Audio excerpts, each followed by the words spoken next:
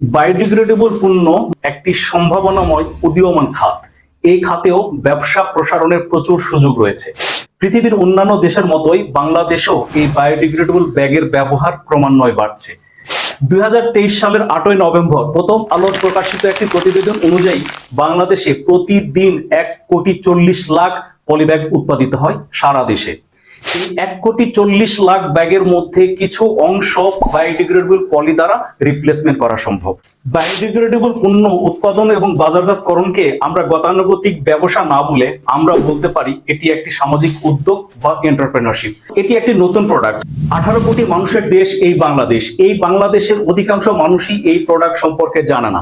এইটা যে পচনশীল, 6 থেকে 1 বছরের মধ্যে যে পচে যায়, পরিবেশের সাথে মাটিতে পানিতে যে এটা ডিকম্পোজ হয়ে যায়, এই বিষয়টি অধিকাংশ মানুষই জানে না।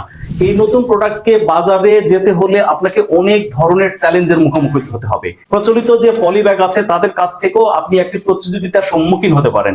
উপরন্ত নতুন প্রোডাক্ট মানুষকে এটা বোঝানো, এটার উপকারিতাটা কি, এটার গুণাগুণটা কি, এই বিষয়টা মানুষের বুঝতেও অনেক সময় লাগবে। সেই জন্য এই নতুন প্রোডাক্ট নিয়ে ব্যবসা শুরু করেই 3 মাস 6 মাসের মধ্যে যে একটা প্রজেক্টকে প্রফিটেবল করতে পারবেন এমনটা ভাবার কোনো কারণ নাই। এটা একটা দীর্ঘ মেয়াদী প্রজেক্ট।